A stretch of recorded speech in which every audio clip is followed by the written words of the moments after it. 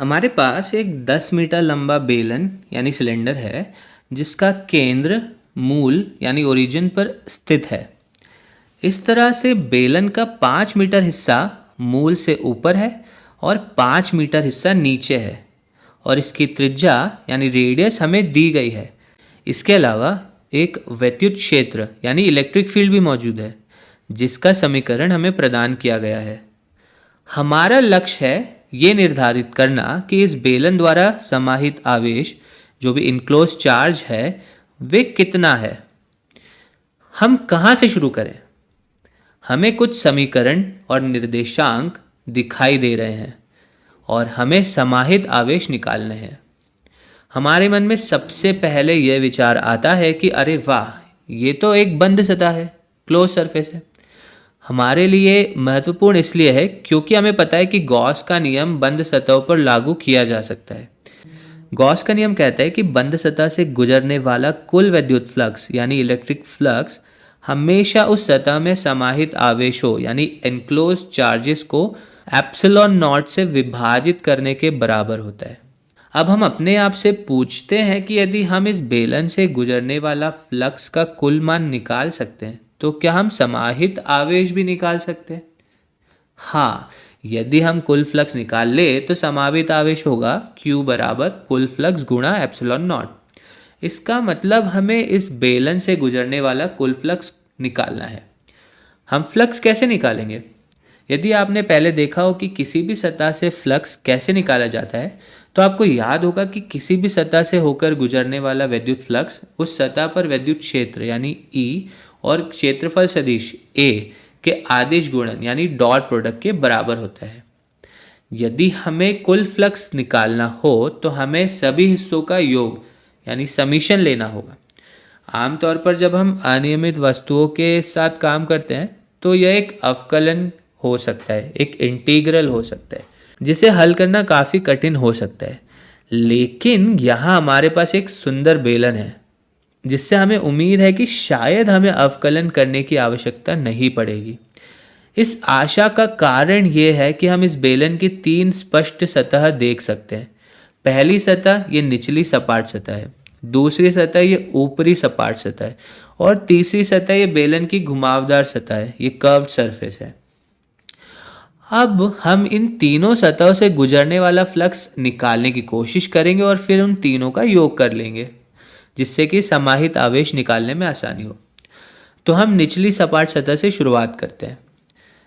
हमें पता है कि किसी सतह से फ्लक्स निकालने का सूत्र है फाई बराबर E डॉट A।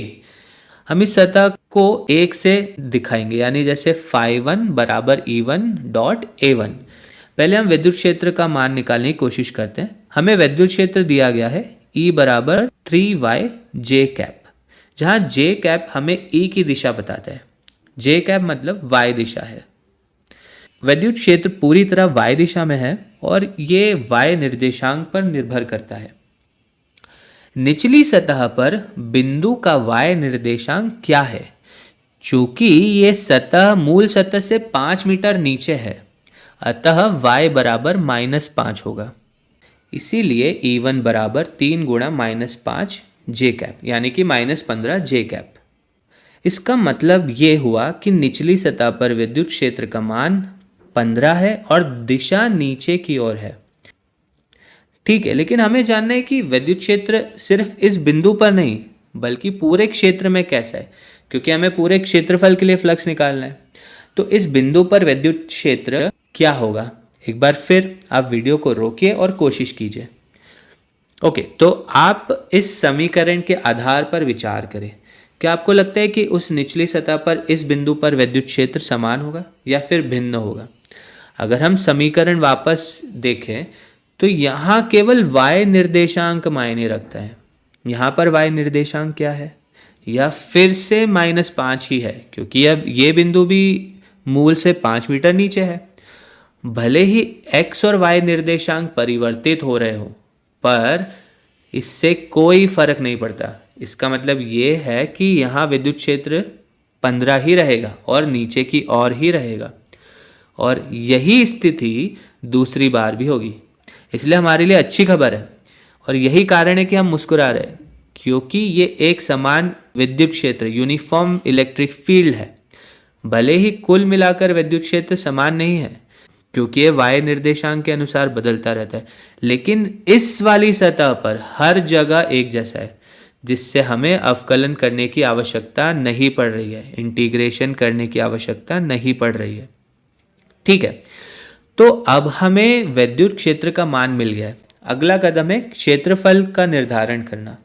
क्षेत्रफल को बस पाई आर स्क्वायर से निकालना है। यहाँ r बराबर 2 दिया गया है, अतः a बराबर पाई 2 स्क्वायर यानी कि 4 पाई वर्ग मीटर।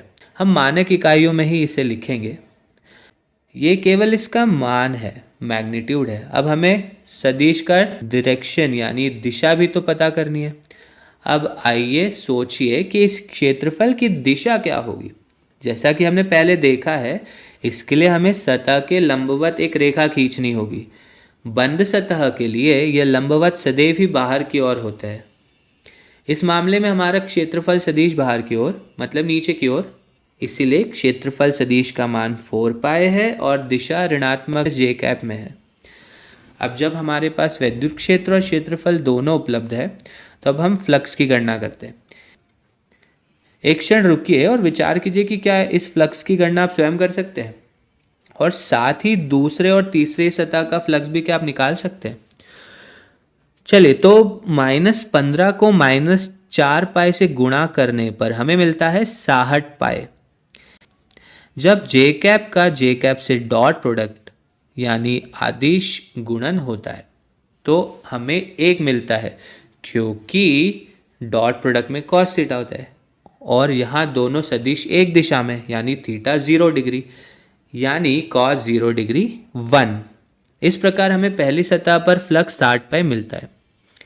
दरअसल हम इसे सीधे भी कर सकते थे, ये मानकर कि दोनों सदिश समान दिशा में है और अतः डॉट प्रोडक्ट 1 हो जाएगा, जिससे फ्लक्स केवल EA होगा। तो यह था पहले सतह का फ्लक्स। अब इसी तरह से दूसरी सतह का फ्लक्स निकाल सकते हैं।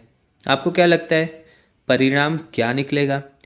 तो हम दूसरी सतह यानी ऊपरी सपाट सतह पर फ्लक्स निकालते हैं। अब ऊपरी सतह के लिए हम 2 को यूज़ करेंगे, 2 को यूज़ करेंगे। तो हम मान लेते हैं क्षेत्रफल है A2 जो कि फिर से 4 पाई होगा। इस बार बाहर की ओर का मतलब होगा ऊपर की ओर यानी 4 पाई प्लस जे कैप। तो हमारा जो क्षेत्रफल है वो है 4 पाई और दिशा है प्लस जे कैप यानी ऊपर y अक्ष की तरफ। ऊपरी सतह का बिंदु मूल से 5 मीटर ऊपर है, अतः y बराबर +5 और विद्युत क्षेत्र होगा E2 बराबर 3 गुणा +5 जे कैप यानी +15 जे कैप। अब φ2 क्या होगा? φ2 बराबर E2 डॉट A2 जो कि निकलेगा 15 × 4 पाई और J डॉट जे कैप हो जाएगा 1 यानी 60 पाई। अब महत्वपूर्ण बात पर ध्यान दीजिए आप। यहाँ यह देखने में उलझन हो सकती है कि निचली सतह पर विद्युत क्षेत्र नीचे की ओर ऋणात्मक था, जबकि ऊपरी सतह पर यह ऊपर की ओर यानी धनात्मक दिशा में। फिर भी दोनों सतहों पर फ्लक्स धनात्मक ही निकल रहा है। ऐसा इसीलिए क्योंकि फ्लक्स एक प्रवाह यानी एक फ्लो का माप है। किसी बंद सतह से बाहर निकलता हुआ फ्लक्स धनात्मक ही माना जाता है, भले ही विद्युत क्षेत्र की दिशा ऊपर हो, नीचे हो या कुछ भी हो। अगर सतह से बाहर निकल रहा है फ्लक्स तो वो धनात्मक होगा। अब घुमावदार सतह पर आते हैं। यहाँ स्थिति थोड़ी सी जटिल है क्योंकि इस सतह पर y निर्देशांक निरंतर बदलता रहता है, अतः विद्युत क्षेत्र समान तो नहीं है, यूनिफॉर्म तो नहीं है। लेकिन ध्यान देने वाली बात यह है कि विद्युत क्षेत्र हमेशा y दिशा में है यानी ऊपर या नीचे की ओर है। बेलन की घुमावदार सतह पर क्षेत्रफल सदिश हमेशा बेलन के केंद्र से बाहर की ओर यानी रेडियली आउटवर्ड है, जिसका मतलब है कि इसमें y की दिशा का कोई घटक ही नहीं है। अतः किसी भी छोटे से छोटे हिस्से डिफरेंशियल एलिमेंट के लिए विद्युत क्षेत्र जो पूरी तरह से y दिशा में है और क्षेत्रफल सदिश जो पूरी तरह क्षैतिज है, रेडियल है, के बीच का कोण 90 डिग्री होगा, जो कि cos 90 डिग्री बराबर होता है 0। प्रत्येक छोटे हिस्से का डॉट प्रोडक्ट शून्य होगा। अतः पूरे घुमावदार सतह पर फ्लक्स यानी जो φ3 है वो हो जाएगा शून्य। इसका तात्पर्य है कि घुमावदार सतह से फ्लक्स ना ही पूरी तरह बाहर की ओर जा रहा है, ना ही पूरी तरह अंदर की ओर आ पा रहा है। अब कुल फ्लक्स, टोटल फ्लक्स निकालने के लिए हम तीनों का योग लेते हैं। कुल फाई हो जाएगा φ1 प्लस φ2 प्लस φ3 यानी 60 पाई प्लस 60 पाई प्लस शून्य यानी 120 पाई। अब गॉस के नियम के अनुसार Q समाहित आवेश होगा कुल फ्लक्स गुणा एप्सिलॉन नॉट, 120 पाई गुणा एप्सिलॉन नॉट।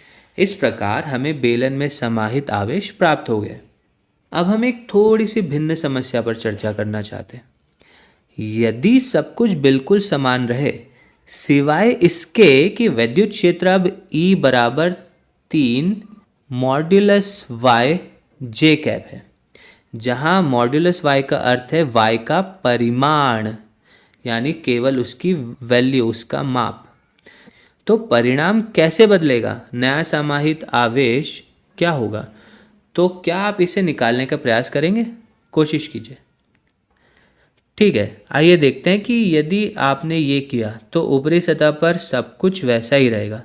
E2 सिर्फ 15J होगा और A2 सदिश भी वही रहेगा, तो आपको वही उत्तर मिलेगा। लेकिन नीचे वाली सतह पर चीज़ें बदल जाएगी। यदि हम E1 की गणना करें तो ये 3 गुणा -5 होगा, लेकिन -5 का परिमाण +5 है, इसलिए दूसरे मामले में ये +15 होगा। इसका मतलब ये कि अब दूसरे मामले में विद्युत क्षेत्र ऊपर की ओर होगा, पर आपका क्षेत्रफल सदिश नीचे की ओर होगा, क्योंकि क्षेत्रफल सदिश हमेशा बाहर की ओर होना चाहिए। और इसीलिए जब हम φ1 की गणना करते हैं तो ये -60 होगा। तो अब जब आप सभी सतहों पर फ्लक्स जोड़ेंगे तो कुल योग 0 मिलेगा, अर्थात घुमावदार सतह का फ्लक्स तो 0 ही रहेगा, पर कुल फ्लक्स भी 0 हो जाएगा और समाहित आवेश भी अब 0 हो जाएगा।